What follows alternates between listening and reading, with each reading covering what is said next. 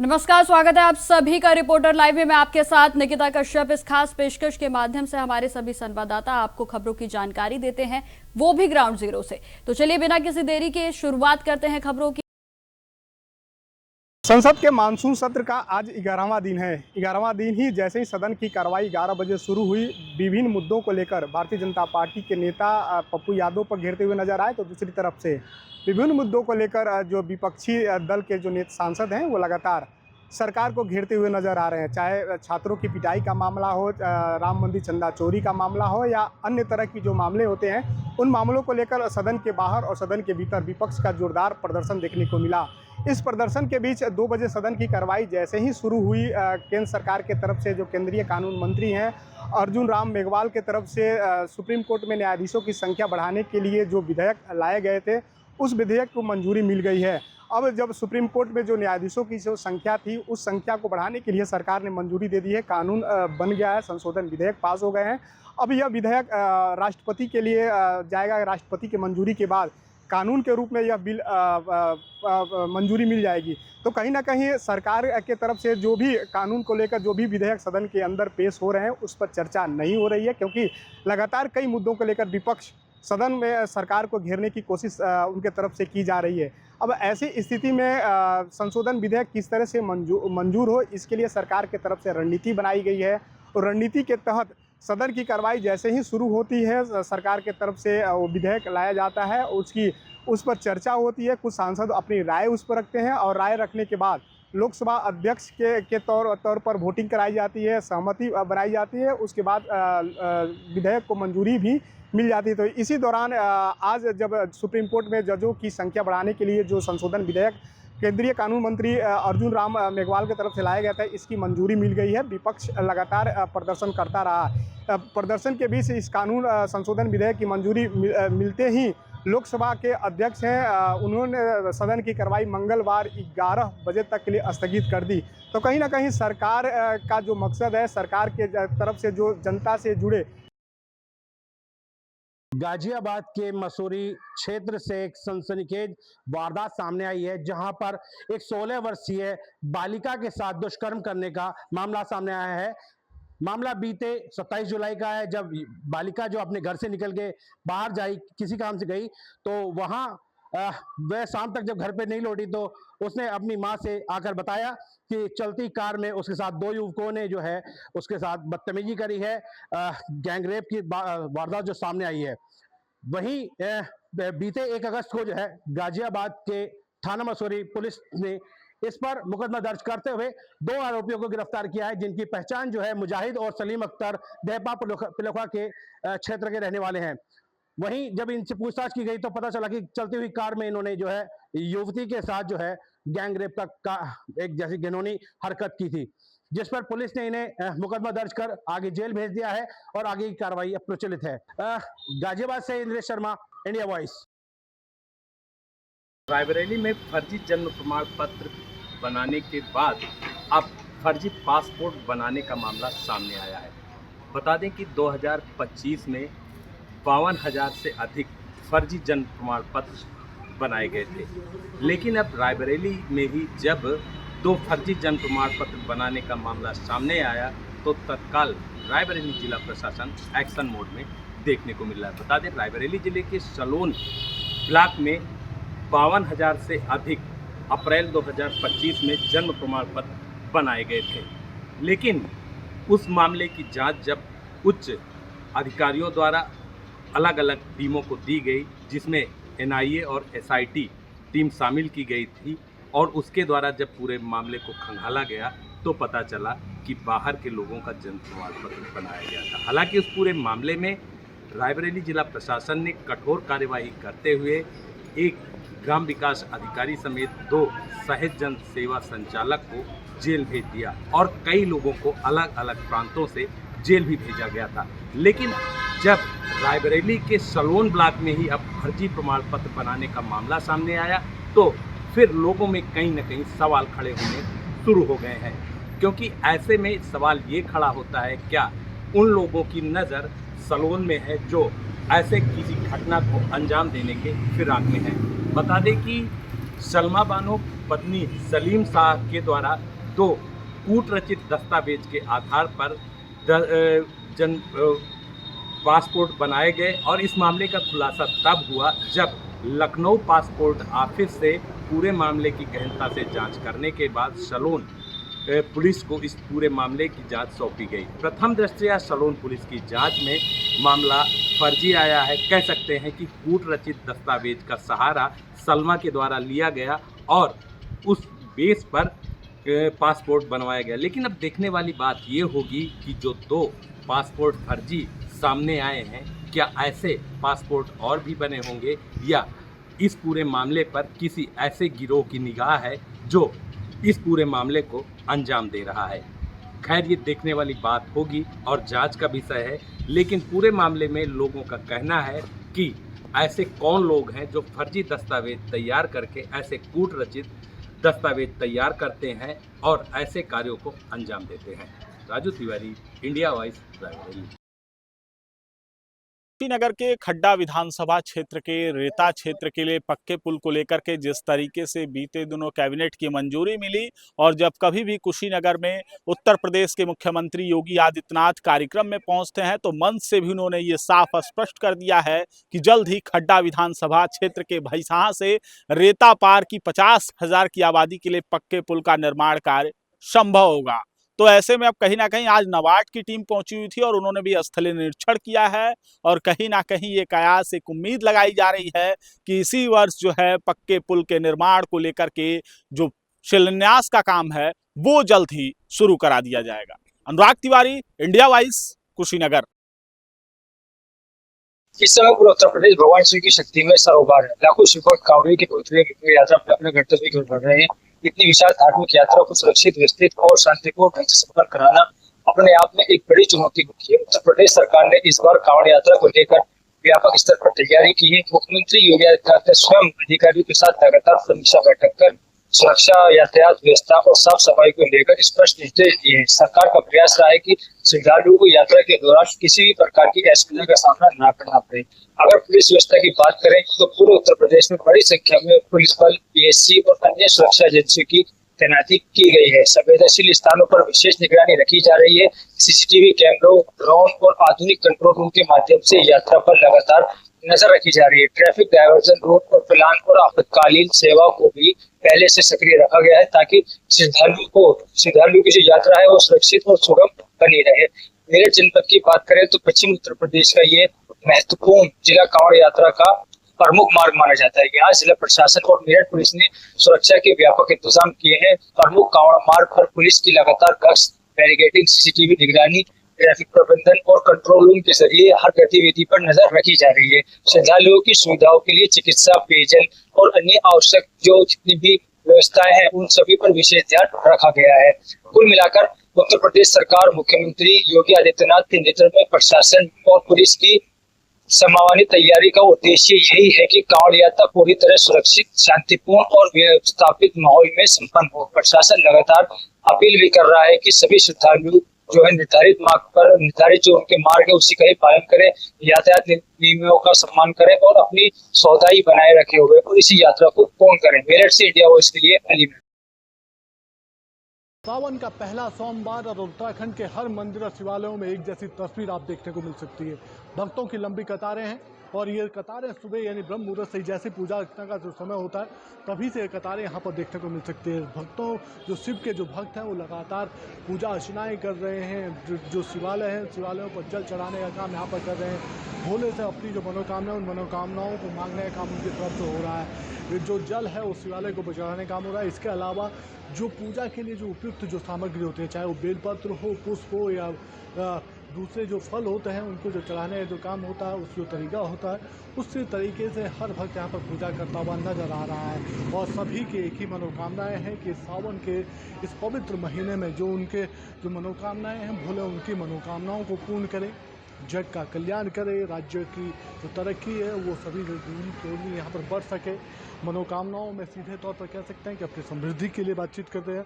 और जिस तरीके से हर सावन में इसी तरीके से हर सोमवार का जो अपना महत्व है, महत्व इसी रूप में आगे बढ़ता नजर आ रहा है। भक्तों की लंबी कतारें, और अगले ये भी कहेंगे कि जब तक सावन यहाँ पर चल रहा है इसी तरीके से हर दिन, लेकिन सोमवार का जो स्पेशली जो दिन होता है भोले का, उस दिन तो ज़्यादा संख्या में यहाँ पर श्रद्धालुओं के आने के सिलसिले शुरू होते हैं।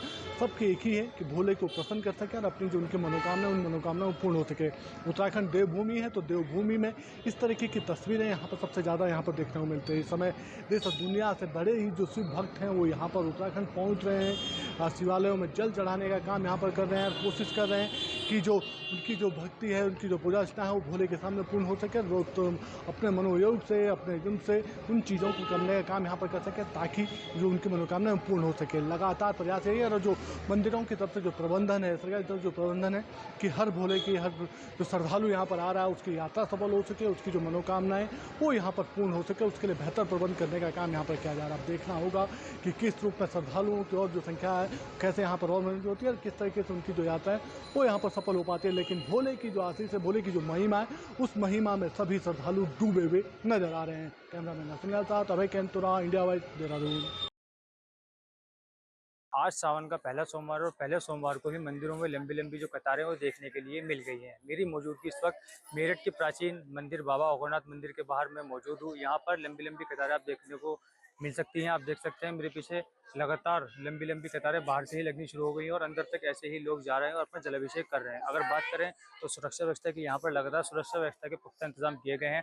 अभी खुद ही मेरठ जोन के एडीजी भानु भास्कर ने जलाभिषेक किया है और पूरी सुरक्षा व्यवस्था का जायजा लिया है। बात करें मंदिर समिति की, तो मंदिर समिति भी लगातार सुरक्षा व्यवस्था की जो व्यवस्था में उसमें लगी हुई है। और जो इस बार 30 वॉलंटियर जो लगाए गए हैं, जो सिविल वॉलंटियर हैं, वो भी लगातार कांवड़ मार्ग से लेकर और मंदिर प्रांगण तक लगातार अपना कार्य कर रहे हैं। और मंदिर प्रांगण के अंदर एक बड़ा सीसीटीवी कंट्रोल रूम भी बनाया गया है जो पूरे मंदिर प्रांगण की और आसपास के एरिया को कवर कर रहा है, उसकी निगरानी कर रहा है। पुलिस प्रशासन के द्वारा 500 मीटर दूरी पर ही लोगों के जो वाहन उनको रोक दिया गया है ताकि किसी प्रकार की कोई भीड़ भाड़ ना हो पाए। मंदिरों में सुबह से ही लाइन लगनी शुरू हो गई है और बाबा ओगरनाथ मंदिर में इस वक्त मैं मौजूद हूँ। यहाँ पर हर हर महादेव के जयकारे लगाए जा रहे हैं और बाबा भोलेनाथ का जलाभिषेक किया जा रहा है। लगातार इसी तरीके से अब ये जो भीड़ है लगातार बढ़ती जाएगी। जैसे जैसे ही धूप बढ़ रही है ऐसे ऐसे ही भीड़ बढ़ रही है। मेरठ से इंडिया वॉइस के लिए अली मेहंदी। विधानसभा सत्र का मानसून सत्र का पहला दिन है और हंगामेदार है। इसी पर बात करते हैं उत्तर प्रदेश सरकार मंत्री दयाशंकर सिंह से। सर, विपक्ष लगातार हंगामा कर रहा है, आरोप लगा रहा है, चढ़ावा चोरी का मुद्दा हो, चाहे बच्चों को लेकर के, नीट पेपर को लेकर किस तरह से देखते हैं? देखिए, ये बच्चों के भविष्य के साथ खुद खिलवाड़ करने वाले लोग हैं। आप इनके कार्यकाल का आप देखिए, जितनी नौकरियां थी, जितने आयोग थे, सब जो है हाई कोर्ट और सीबीआई के शिकंजे में है, आज भी हैं। और ये लोग ये तो खुद बोलते थे कि हमारी सरकार बनेगी तो नकल अध्यादेश खत्म कर देंगे, नकल करने की छूट दे देंगे। तो वो लोग आज जो है नकल रोकने के लिए आंदोलन चला रहे हैं। जो खुलेआम उनका एजेंडा होता है कि मेरी सरकार बनेगी तो नकल अध्यादेश खत्म कर देंगे, नकल करने के लिए छूट दे देंगे। और उन लोगों की नौकरियों में कैसा होता था आप जानते हैं कि चाहे कोई हो पब्लिक सर्विस कमीशन हो, चाहे वो शिक्षा आयोग हो, चाहे अधीनस्थ सेवाचयन आयोग हो या माध्यमिक शिक्षा बोर्ड हो, हर जगह पर इनके जितने चेयरमैन थे आज भी सीबीआई और हाई कोर्ट और सुप्रीम कोर्ट के उसमें आज इनके ऊपर जो भ्रष्टाचार के केस चल रहे हैं। तो ये लोग आज ये छात्रों के आड़ में ये लोग दूसरा कुछ कर रहे हैं। विदेशी मानसिकता से जो आंदोलन वहाँ पर चला, ये पूरा देश नहीं पूरा दुनिया ने देखा कि वहाँ पर परीक्षा की बातें कम, देश को तोड़ने की बातें ज़्यादा हुई। और आज वो लोग वो छात्र हित की बात करते हैं। सर, राम मंदिर का चढ़ावा चोरी का मुद्दा, उसको लेकर के समाजवादी पार्टी के विधायक पहुंचे हैं सदन में और कई तरीके का दान पेटी लेकर के पहुंचे हैं। आरोप लगा रहे हैं कि जो बड़े लोग हैं उनको बचाया गया, छोटों को फंसाया गया। एक पहली बात तो ये है कि ये राम भक्त हैं। ये राम जी के मंदिर के लिए गोली किसने चलवाई और जो सरजू जी को लाल किसने किया, उनके पानी को, इतनी लोगों की हत्याएं करा करके और आज ये लोग राम भक्त बनते हैं। 500 वर्षों से जो संघर्ष चल रहा था, कई पीढ़ियां जिसके लिए बलिदान हो गई, तब ये अवसर आया राम मंदिर बनते हुए। तो क्या ये राम मंदिर के दर्शन करने गए यहाँ राम मंदिर में कितना चंदा दिए, इसका खुलासा करें। और जहाँ तक कार्रवाई की बात है, तो कार्रवाई हो रही है, SIT जांच हो रही है, जो पकड़े जा रहे हैं उसमें 8-8 लोग जेल में बंद हैं। तो ऐसा नहीं है कि उस पर कार्रवाई नहीं हो रही, जो भी जांच के दायरे में आएगा उस पर कार्रवाई होगी। लेकिन केवल राजनीति कर रहे हैं। अरे पहले भगवान श्री राम के यहाँ जाएं, प्रायश्चित करें। ये लोग जो इन लोगों ने पिछली गलतियां की उसे क्षमा मांगे और उसके बाद आगे की अपनी राजनीति करें। अखिलेश यादव ने कल प्रेस कॉन्फ्रेंस की थी, वहाँ पर श्री कृष्ण भगवान हो चाहे हनुमान जी का जो कलाकार थे उनको बुलाया और ये भी कहा कि ये जो उनको पुरस्कार दिया गया, ये बोले कि ये चढ़ावा चोरी यहाँ से चोरी नहीं होगा जो वहाँ चोरी हुआ था। अरे तो कृष्ण भगवान को मानते हैं ना, तो कृष्ण भगवान के ही मंदिर के लिए कह दें कि मथुरा में कृष्ण भगवान का भव्य मंदिर बनेगा तो समाजवादी पार्टी सपोर्ट करेगी, यही बोले कम से कम। अरे राम को पर तो गोली चलवाए, कम से कम कृष्ण पर, मैंने कृष्ण के वंशज है तो कृष्ण पर बोले कम से कम कि यदि मथुरा में कृष्ण भगवान की भव्य मंदिर बनता है तो समाजवादी पार्टी उसको सहयोग करेगी। सर आखिरी सवाल, अनुपूरक बजट पेश होगा, उत्तर प्रदेश को क्या मिलने वाला कुछ खास? देखिए, जब भी बजट होता है तो उत्तर प्रदेश की जनता को मिलता है। आप देखिए, जाके गंगा एक्सप्रेसवे देखिए, पिछले बजट में माननीय योगी जी ने दिया, आज फराटे से गाड़ियां चल रही हैं। पूर्वांचल एक्सप्रेसवे देखिए, बुंदेलखंड एक्सप्रेसवे देखिए। आज जो है एक्सप्रेसवे वाला प्रदेश आज योगी जी ने बना दिया। आज जो है जहां पर लोग जो है 20-20 घंटे में जा रहे थे, आज 5.5 घंटे में यात्रा कर रहे हैं। आज उत्तर प्रदेश बदल चुका है, आज सरप्लस स्टेट है, आज पैसे की कमी नहीं है। तो आज देखिए कि इसमें भी जब भी बजट आता है उत्तर प्रदेश की जनता को बहुत कुछ मिलता है, इसमें भी बहुत कुछ मिलेगा। बहुत शुक्रिया बात करने के लिए। Video journalist Harisad Basant Mishra, India Voice, Lucknow. Samajwadi party से विधायक रविदास मल्होत्रा हमारे साथ मौजूद है। विधानसभा सत्र की आज शुरुआत हो गई है, समाजवादी पार्टी किन मुद्दों को प्रमुखता से उठाएगी? उत्तर प्रदेश की 25 करोड़ की आबादी है और पूरे प्रदेश में जनता अनेकों समस्याओं से परेशान है। 3 दिन के अंदर जनता की सभी समस्याओं को रखना संभव नहीं है। सरकार जानबूझ करके हाउस को छोटा करती है ताकि जनता के मुद्दों पर चर्चा और बहस ना हो पाए। सरकार के पास जवाब नहीं है प्रश्नों का, इसीलिए हाउस को छोटा करने का काम किया गया है। हम लोग इस सत्र में सबसे मुख्य रूप से अयोध्या में जो राम मंदिर में चंदा चोरी हुआ है उसकी उठाने की मांग करेंगे। और हमारा मानना है, जनता ये कहती है कि प्रदेश के सरकार और मुख्यमंत्री इसमें शामिल हैं। अगर प्रदेश के मुख्यमंत्री ने चंदा चोरी में शामिल नहीं हैं तो हाई कोर्ट के किसी न्यायाधीश से जांच क्यों नहीं कराते हैं। हमारी मांग है कि राम मंदिर चढ़ावा चोरी की जांच किसी हाई कोर्ट के न्यायाधीश से कराई जाए ताकि पूरा प्रदेश जान जाए कि असली गुनाहगार कौन है और पर्दे के पीछे कौन गुनाहगार है। दूसरा, पेपर लगातार लीक आउट हो रहे हैं और भारतीय जनता पार्टी के लोग पेपर लीक आउट करते हैं। नीट की परीक्षा में 25 से 50 लाख रुपया ले करके पेपर लीक आउट हुए, उसके बाद परीक्षाएं निरस्त हो गईं और परीक्षाएं निरस्त होने के बाद 22 छात्र छात्राओं ने आत्महत्या कर ली। उसमें से अधिकांश छात्र वो थे जिन लोगों ने 25 से 50 लाख रुपया भाजपा के लोगों को दिया, परीक्षा लीक आउट हुआ और परीक्षाएं निरस्त हो गई, उनका पैसा डूब गया तो उन्होंने आत्महत्या करने का काम कर लिया।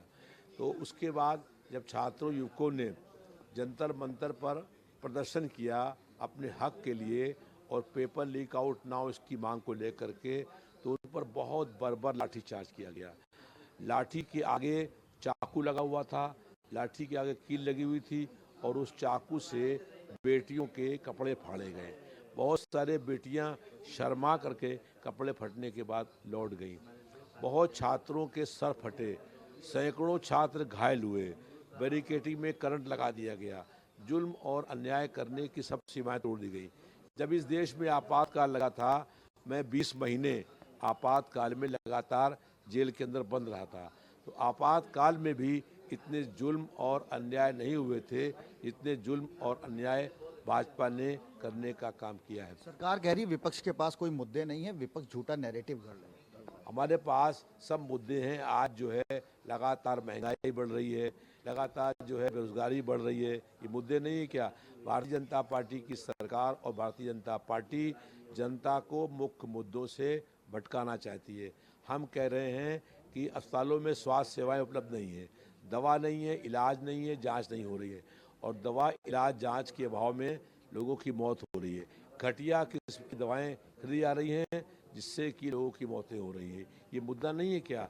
लगातार महंगाई बढ़ रही है, बेकारी बढ़ रही है, लोग आत्महत्याएं कर रहे हैं, भुखमरी बढ़ रही है और गरीबी बढ़ रही है।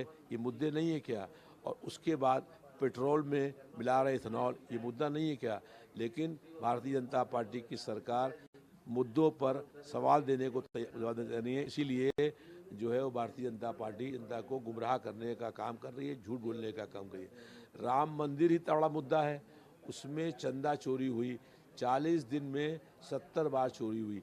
भगवान श्री राम का मुकुट चोरी हो गया, माला चोरी हो गई, गदा चोरी हो गई, त्रिपत्र चोरी हो गई। ये मुद्दा नहीं है क्या? और भाजपा की सरकार ने चोरी करने का काम किया, विश्व रिकॉर्ड बन गया। सबसे अधिक बार मुख्यमंत्री अयोध्या गए। जनता पूछ रही है अयोध्या में क्या करने जाते थे आप? तो उस मुख्यमंत्री को जवाब नहीं है। तो मुख्यमंत्री कह रहे हैं हमारा मुद्दे नहीं। हमारे पास इतने मुद्दे हैं कि अगर विधानसभा सत्र चले 1 महीने तक तो लगातार हम लोग मुद्दे उठाने का काम करते रहेंगे। और मुद्दों पर ही हम चाहते हैं चर्चा हो, मुद्दों पर ही सरकार को घेरा जाए और मुद्दों पर ही सरकार को जवाब देने के लिए हम लोग बाध्य कर देंगे।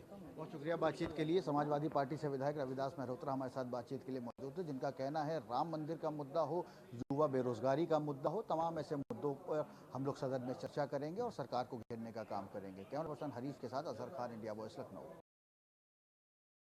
कुशीनगर के रविंद्र नगर थाना क्षेत्र के रविंद्र नगर धूस पर स्थित एक निजी अस्पताल में उस वक्त हंगामा हो गया जब एक युवक की अस्पताल के अंदर दर्द से तड़प तड़प कर मौत हो गई। बताया जा रहा है कि 10 दिन पहले युवक पथरी के ऑपरेशन के लिए अस्पताल में गया था। ऑपरेशन होता है और उसके बाद वो घर जाता है और 10 दिन के बाद जैसे उसे पुनः दर्द शुरू होता है तो उसके बाद वो उस निजी अस्पताल में फिर पहुंचता है और जहां इलाज के दौरान उसकी मौत हो जाती है, जिसके बाद से परिजनों का गुस्सा फूट पड़ता है और परिजन अस्पताल के बाहर 100 रखकर प्रदर्शन करना शुरू कर देते हैं। फिलहाल रविंद्र नगर थाने की पुलिस पहुंचती है और परिजनों का गुस्सा पुलिस पर भी फूट पड़ता है और परिजनों और पुलिस के बीच धक्का मुक्की की भी तस्वीरें सामने आई हैं। फिलहाल दर्द, ऑपरेशन और जिसके बाद युवक की मौत से जुड़ा ये पूरा मामला कुशीनगर के रविंद्र नगर थाना क्षेत्र के रविंद्र नगर धूस पर स्थित एक निजी हॉस्पिटल का है।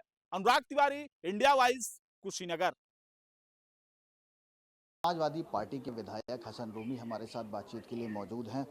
विधायक जी, सत्र शुरू हो चुका है, क्या प्रमुख मुद्दे हैं समाजवादी पार्टी के? मुद्दे ही मुद्दे हैं। सत्र का समय 3 दिन है।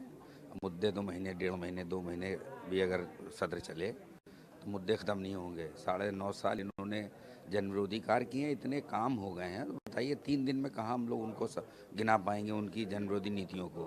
उन्होंने शिक्षा के क्षेत्र में, उन्होंने कानून व्यवस्था के क्षेत्र में, उन्होंने पेपर लीक के क्षेत्र में, उन्होंने रोजगारी के क्षेत्र में, हर मुद्दे पर फेल सरकार। अब तो हमें लगता है कि मुद्दों को भटकाने के लिए कोई भी नया षड्यंत्र रच सकती है। हम लोग सवाल पूछेंगे, वो सवाल से भागेंगे। सरकार का अनुपूरक बजट पेश कर रही है, क्या अपेक्षाएं हैं? क्या लगता है उत्तर प्रदेश में अब विकास कार्य होंगे जिसको लेकर इससे पहले भी बजट भारी भरकम पेश किया गया था और अब अनुपूरक बजट? देखिए, अभी विकास कार्यों में भी आपने देखा होगा एक एक्सप्रेसवे बना है जिसका नाम रखा है कानपुर लखनऊ एक्सप्रेसवे। उसकी शुरुआत होती है उन्नाव से।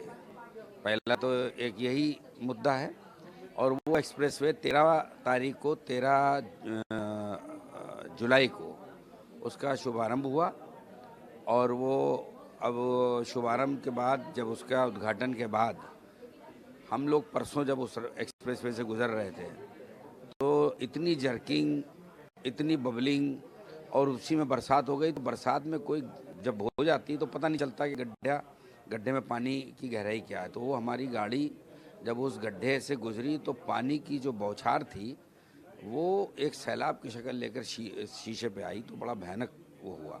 थोड़ी दूर आगे बढ़े तो थोड़ी दूर 10-12 किलोमीटर आगे बढ़े होंगे, इतना बड़ा गड्ढा जिसको काफ़ी पोकलैंड, जेसीबी मशीन, तमाम उपकरण बने हुए रात में इन लोग बैरिकेटिंग लगाकर उसको रिपेयर कर रहे थे। तो ये इस तरह से तमाम सोशल मीडिया के माध्यम से विकास के मुद्दों को देखा गया और वो विकास तो विनाश की शक्ल में दिखा। पता नहीं 4700 करोड़ रुपए में 63 किलोमीटर लंबे इस इन्होंने जो एक्सप्रेसवे बनाया है, ये कितना रुपया कहाँ खर्चा किया, कौन सी सोने की ईंटें इसमें लगी, चांदी की ईंटें लगी हैं। तो मुद्दे बहुत हैं। रोज़गार दे नहीं पा रहे हैं, भर्ती हो नहीं पा रही है, शिक्षकों को जिस तरीके से 40,000 से ज़्यादा शिक्षकों की रिक्तियाँ हुई हैं उसकी कोई भरपाई नहीं है। मुद्दे अगर गिनाएंगे तो हमें लगता है कि मुद्दों से तो अब ये भागेंगे और आने वाले चुनाव से पहले का ये इनका अंतिम, और पता नहीं इसके बाद कब इनको 100 साल बाद मौका मिले सत्ता की सीट पर बैठकर बजट पेश करने का।